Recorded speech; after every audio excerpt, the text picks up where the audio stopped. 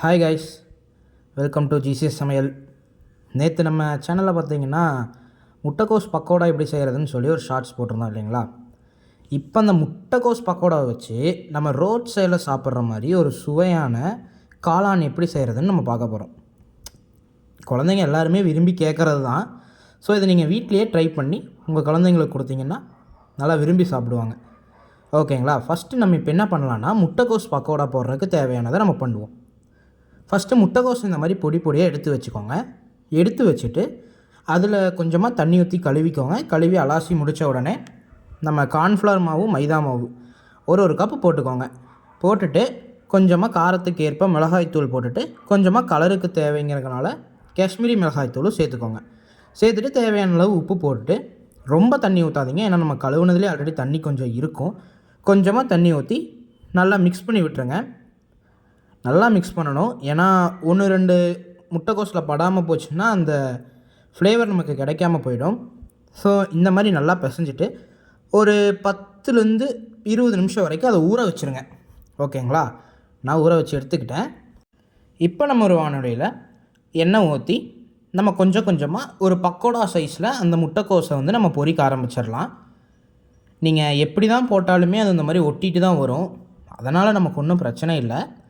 ரொம்ப கருக விடாமல் இந்த மாதிரி ரெட் கலரில் வந்த உடனே நம்ம எடுத்துடலாம். நீங்கள் எடுத்துகிட்டு அதை நீங்கள் இப்படி கூட நீங்கள் சாப்பிட்டு பார்க்கலாம், அதுவே நல்லா தான் இருக்கும். இந்த மாதிரி எடுத்துகிட்டு உப்பு இருக்கான்னு சொல்லி ஒரு 2 பீஸ் நீங்கள் சாப்பிட்டுக்கோங்க. சாப்பிட்டு பார்த்துட்டு எல்லாமே கரெக்டாக இருந்ததுன்னா இந்த மாதிரி சின்ன சின்ன பீஸாக கையிலே நீங்கள் பிச்சு வச்சுக்கோங்க. பிச்சு வச்சுட்டு மறுபடியும் அதே இதில் கொஞ்சமாக எண்ணெய் ஊற்றிக்கோங்க. எண்ணெய் ஊற்றி பெரிய வெங்காயத்தை பொடி பொடியாக நறுக்கி அதில் சேர்த்துட்டு நல்லாவே வதக்கி விடுங்க. நல்லா ஓட்டி விட்டுக்கிட்டே இருங்க, இல்லைனா ரொம்ப அடி பிடிச்ச மாதிரி ஆகிடும்.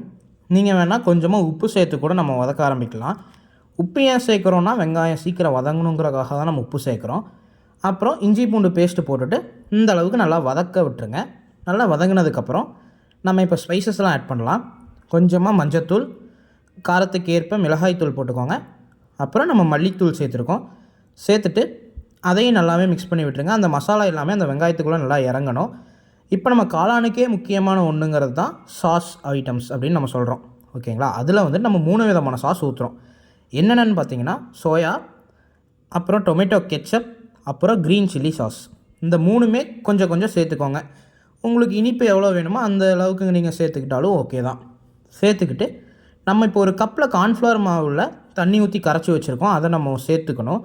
அது ஏன் சேர்க்குறோன்னா அப்போ தான் அந்த கெட்டிப்பதம் கிடைக்கணுங்கிறக்காக தான் நம்ம அதெல்லாம் சேர்க்குறோம். சேர்த்துட்டு கொஞ்சமாக உப்பு போட்டு லைட்டாக கிளறி விட்டுருங்க. விட்ட உடனே கொதிக்கிறதுக்கு முன்னாடியே நம்ம செஞ்சு வச்சுருந்த முட்டைக்கோஸ் பக்கோடாவை இதுக்குள்ளே போட்டுருங்க.